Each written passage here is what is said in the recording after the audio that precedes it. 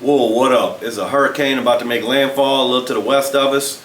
Ain't nothing for us to worry about, but a lot of people are running out and buying generators, so I want to do a little generator math with y'all, show y'all what this thing could actually run. I bought this one, Hurricane Zeta. I was out of power for about a month or so. I borrowed someone's generator. Hurricane Ida came and destroyed everything. I had bought this, but I never even got to use it yet. I've never plugged in the battery. I've never filled it up with gas, and I don't think I'm going to get to use it for this hurricane either, because it's a little to the west of us, but if a tree falls down in a power line or something, you never know. A lot of people running out and buying generators. You know, they're getting the cheapest one they could afford. They usually have a big old number here, and this one actually is a lie. This one says 4,750 watts. That is not true. That is like a starting wattage if you were to plug an RV into it and turn everything on at once. This one would settle down to about 3,750 watts. Sometimes they'll have two numbers, a big number, a slash, and a little number. It's the little number that matters. The big number is like a starting power. The little number is the actual how much it's going to draw while it runs, or how much it can put out. So buy the biggest one you can afford. A little 1,000-watt generator is not going to do a whole lot. I'm going to tell you what this one here could run. For every 1,000 watts of power, you get about 8.3 amps, give or take. It's wattage divided by voltage, which it's 120 volts, gives you the amperage. So this one being 3750, you get about 31.25 amps. But realistically, it's got a 30 amp breaker protecting the whole thing. So if it exceeds 30 amps, it's going to trip this breaker. But this section right here, and this is the part that matters, where you have your regular receptacle at, that is a regular 15 or 20 amp receptacle, and you have a 20 amp breaker protecting these two. So if you plug in more than 20 amps in here, it's going to trip this breaker. So realistically, this generator gives me about 20 amps of power.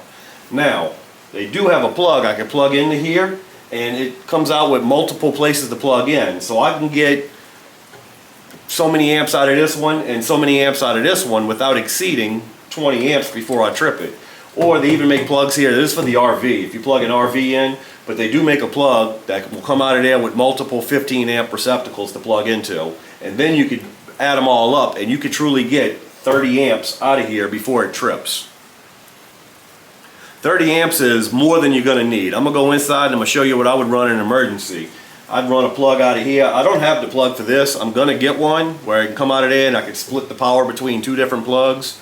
And I'm still going to use a lot less than the 20 amps it's going to take to trip that. You're going to want to chain that generator up in your backyard or something, run your cords inside, because if your neighbors here, you got electricity and they don't, they ain't going to be too happy about it. This is New Orleans, they don't mess around. Hide your gas cans, lock up your generator while you're running it. Don't think because you got that thing on you, you safe, because they got that thing too. That little generator ain't going to operate your whole house. You ain't going to be working your kitchen, your refrigerator, your stove and all that. So I can just run an extension cord into my bedroom over here. And from there, I'm nice and comfortable. Long time ago, I put a window unit in my bedroom, and I can't live without one now. I crank that thing down to 60 degrees and I go to bed comfortably. But in here, I got a window unit, I got a TV, I got a lamp over there in the corner, and I keep a mini fridge in my bedroom full of alcohol and stuff, because that's the essentials. When they tell you stock up on essentials, they're talking about beer.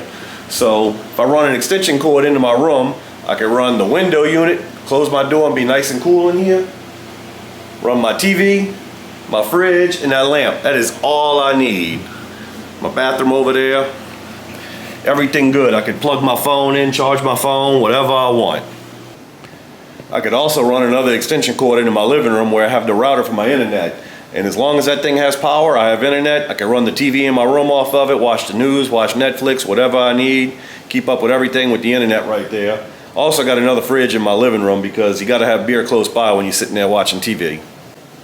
And just because I got another guest bedroom here, got a window unit in the guest bedroom, TV on the wall, can hook to the internet, bed, and everybody can be comfortable in here.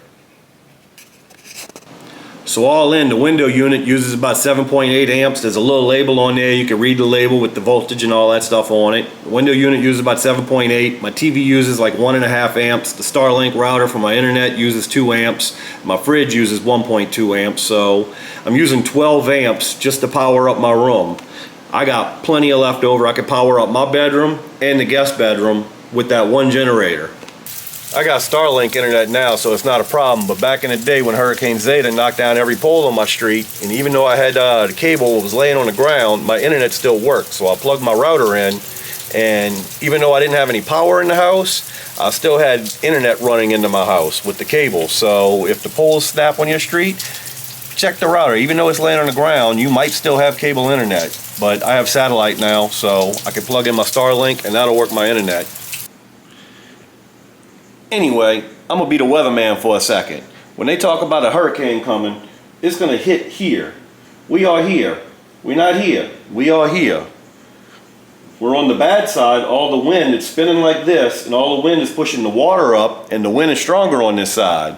But when they talk about it being a category 2, strong 1, it's only right here, right next to the eye, that those category 1 and 2 winds extend.